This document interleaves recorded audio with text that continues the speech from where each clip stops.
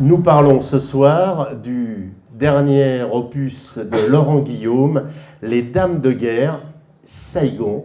C'est le premier tome d'une trilogie, donc on va pouvoir parler de ce livre.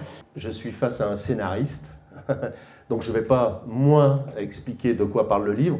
Je vais demander au scénariste de nous pitcher le livre. C'est l'histoire d'une jeune journaliste qui travaille à Life Magazine. Et cette journaliste, en fait, elle est à la page mondaine, mais en fait, elle rêve d'aventure. Elle est dans une espèce de carcan de confort et dans un milieu très bourgeois, de la très haute bourgeoisie new-yorkaise. Et elle, en fait, ce dont elle a envie, c'est d'aventure, c'est de sortir de son quotidien qui, en fait, l'ennuie au possible. Et en fait, la mort d'un journaliste très célèbre, que certains vont reconnaître, d'autres peut-être pas, qui est donc en fait... Il a un prénom. Robert, voilà. Bob, qui a participé, qui est célèbre pour cette... le débarquement, entre autres. Pour avoir pris des photos du débarquement. En fait, ce reporter très célèbre, qui est un peu la star de Life, en fait, est tué dans des conditions obscures en Indochine. Et en fait, elle fait tout ce qu'elle peut pour sortir de son cocon très ouaté de bourgeoise de l'Upper East Side, pour partir et en fait à l'aventure et prendre la suite de Robert. Robert Kovacs. Robert Kovacs, qui en fait est une espèce de succédané de Robert Capa, vous l'aurez compris. Donc elle va vouloir, elle va mettre le pied dans la porte, comme c'est une femme, alors qu'il y avait déjà quand même des femmes reporters de guerre, malgré tout. En gros, ce personnage d'Elisabeth, en fait, va vivre le sort de quelques femmes, comme Gerda Taro aussi, qui était justement la compagne de Robert Capa. Elle va vivre ce sort des femmes qui vont sur des théâtres d'opération se mélanger avec de la troupe, quoi, et connaître la guerre au plus près, parce qu'en fait, elles sont sous le feu avec les soldats. Pourquoi la guerre d'Indochine? Qu'est-ce qui t'a donné envie de parler de ça? Sur une durée à peu près approximative de 6 ans, en fait, j'ai travaillé comme consultant pour l'ONU, dans un organisme qui s'appelle l'ONUDC, l'Office des Nations Unies contre la drogue et le crime, et j'ai fait à peu près une quarantaine de missions en Afrique de l'Ouest, et on m'a demandé en tant que consultant, et comme j'écrivais, de faire ce qu'on appelle de la littérature grise, c'est-à-dire de l'analyse de situation et de produire ce qu'on appelle de la littérature, c'est-à-dire donc des articles pour des organismes professionnels. Donc en gros, mon boulot à moi, ça consistait à faire des projections, la drogue va passer par-ci, la drogue passera peut-être par là. Mon boulot à moi, c'était surtout le transit par l'Afrique, parce qu'en fait, il y avait ce qu'on appelait une espèce de route qu'on appelle le Highway 10, qui était le 10e parallèle, qui passait de la Colombie, le Pérou et la Bolivie directement en Afrique, et après, ça repartait sur d'autres destinations. Et en fait, il s'est avéré, alors je vais avoir l'air de me la péter un peu, c'est qu'en fait, là où tout le monde avait un point de vue, j'en avais un qui était divergent, parce que j'aime bien penser à rebours des autres, et il s'est avéré que j'avais raison. Donc en gros, je me suis rendu compte que dans le boulot de consultant et d'analyste, mon travail c'était de l'analyse en fait, dans le boulot d'analyse en fait sur la géopolitique des drogues, j'étais pas mauvais, et il faut aussi dire que je me suis renseigné. C'est-à-dire qu'en fait, quand je maîtrise pas un sujet, je prends beaucoup de temps pour me renseigner, travailler là-dessus, et j'ai lu beaucoup de livres sur la géopolitique des drogues, en particulier un auteur qui s'appelle Alain Labrousse, qui est décédé depuis, et qui est très intéressant. Et en lisant cette littérature spécialisée pour des universitaires et des professionnels, j'ai découvert une opération qui s'appelle l'opération X, et qui a été menée en fait dans les années 50, sous l'égide d'un service qui s'appelait le SDEC, qui était donc les services secrets de la République française. Tenez-vous bien, la guerre d'Indochine, l'État français la finançait avec le trafic d'opium. En partie. En fait, il finançait ce qu'on appelait la contre-insurrection. En gros, ça signifie que personne ne voulait payer en France, parce qu'en fait, c'était un conflit qui était très loin des Français, qui sortait de la Deuxième Guerre mondiale. Et donc, la première difficulté, c'était la reconstruction de notre pays. Et en fait, ce qui se passait dans l'Annam, le Tonkin et la Cochinchine, ça n'intéressait absolument personne. Ce qui intéressait les gens, c'était le prix de la baguette. Et comment ils allaient finir le mois. Parce qu'en fait, le pays était en pleine reconstruction. Malgré le plan Marshall, la vie était très compliquée. Et donc, en gros, cette guerre n'intéressait absolument personne. Et on a envoyé des soldats professionnels qui étaient pour la plupart des combattants qui avaient combattu contre les Allemands. Et donc, ce qui m'a vraiment intéressé à raconter, c'est pas du tout la guerre d'Algérie où on envoyait des conscrits, c'est-à-dire qu'on a pris des gamins et on les a envoyés faire la guerre dans ce qu'on considérait être chez nous, mais qui en fait ne l'était pas. Pas plus que le Vietnam, le Laos et le Cambodge n'étaient chez nous non plus.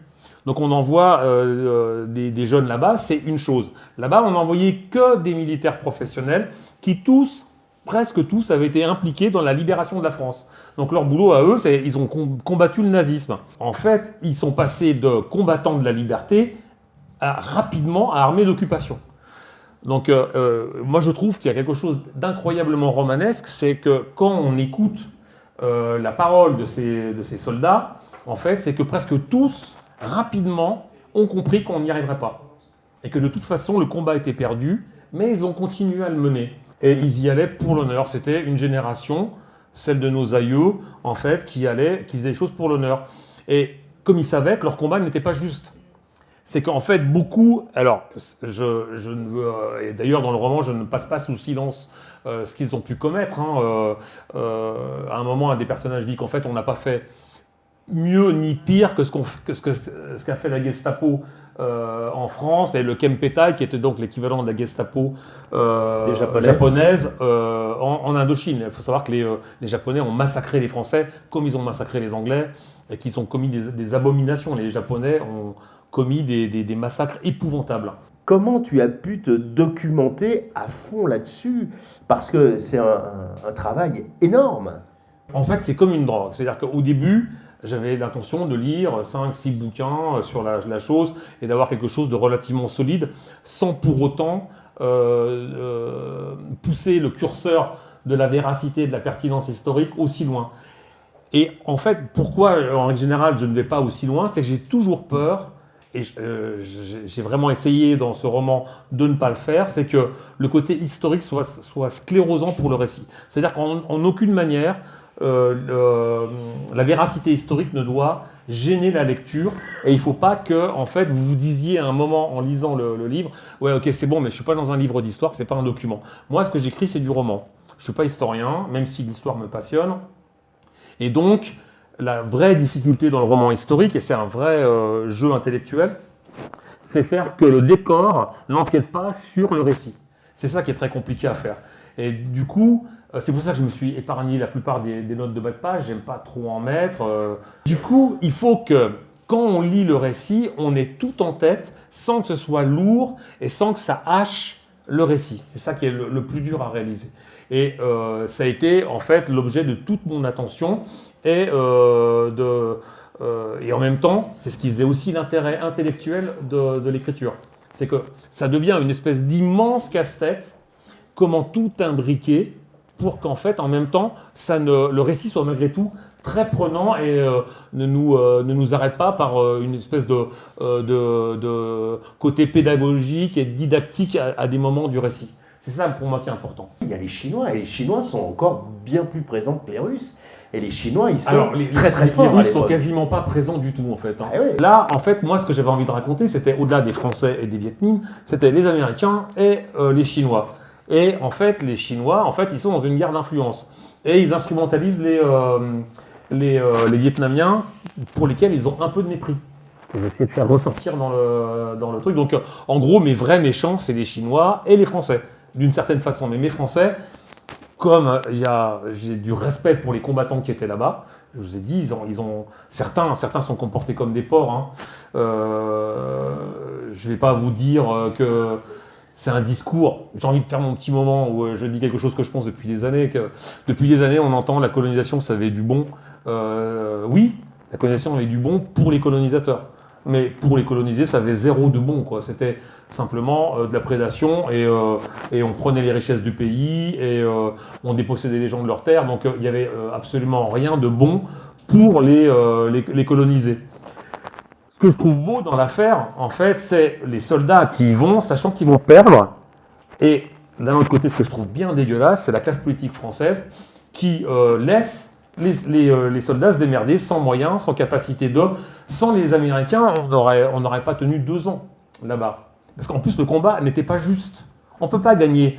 Les personnages ont rapidement compris la raison pour laquelle on a réussi, au-delà de l'aide des Américains, enfin, plus que de l'aide, hein, c'est eux qui ont combattu en première ligne, mais il y a eu des Français qui ont été héroïques pendant la résistance, pendant le BCRA, et les services secrets anglais, dans lesquels il y avait plein de Français, ont eu des actes héroïques. Donc là, ils étaient dans un combat qui était juste. Et prendre ces gens qui ont lutté contre une injustice et en faire les bourreaux et les principaux acteurs d'une autre injustice, ça, c'est quelque chose qui est complètement inique. Et eux, ils vont pas là-bas. Il faut bien comprendre, les soldats qui vont là-bas, certains sont comportés comme des dégueulasses, mais la plupart qui vont là-bas, ils vont pas empêcher un peuple de se libérer, ils vont lutter contre le communisme. C'est ça, fondamentalement, c'est leur idée. Et quand ils se rendent compte qu'en fait, on leur donne le rôle qu'avaient les Allemands qui occupaient la France quelques années auparavant, en fait, pour eux, c'est un vrai drame. Et beaucoup sont restés en se disant, on s'en sortira pas, mais il y avait un truc qui s'appelait l'honneur. Et on va mourir à Dien Bien Voilà. Phu. Toutes tes références à Graham Greene. Ah oui. Dis-nous la passion que tu as pour cet auteur, quoi. En fait, il y a deux auteurs anglais que j'aime énormément, c'est John le Carré et Graham Greene. J'aime beaucoup John le Carré par rapport à l'aspect intellectuel, l'intelligence de son écrit, et j'aime beaucoup chez Graham Greene, c'est l'humanisme et l'humanité qui ressort de ce qu'il peut bien écrire. En fait, j'ai eu l'idée d'écrire véritablement ce roman en lisant, il y a très longtemps de ça, un bouquin qui s'appelle, et dont je vous conseille vivement la lecture, qui s'appelle « Un Américain bien tranquille ». C'est chez Robert Laffont, en collection Papillon, donc c'est dans la même boutique que chez moi. Et c'est un très beau roman. Ça raconte la même chose. Et en fait, dans ce roman, en fait, ce que j'ai trouvé absolument génial, c'est que chez Graham Greene, il n'y a jamais aucun manichéisme. C'est-à-dire que tous les personnages sont ambigus. Et en fait, ce qui est leur moteur, en fait, c'est jamais ce qu'on croit au premier abord. C'est ce que j'ai essayé de faire dans le roman, même s'il y a des personnages entiers. Mais il y a beaucoup de personnes qui jouent double jeu. Et tout le monde a ses propres intérêts. Et c'est pour ça que Saïgon, c'était un endroit qui était si intéressant. C'est que, en fait, tout le monde avance masqué et tout le monde a des intérêts divergents. Et ceux qu'on croit être nos alliés ne sont pas nos alliés. Ceux qu'on croit être nos ennemis ne sont pas forcément nos ennemis. Et donc, du coup, c'est une espèce d'immense partie de jeu de Go qui se joue à hauteur de la ville complète. C'était Les Dames de Guerre, Saïgon, le premier opus d'une trilogie.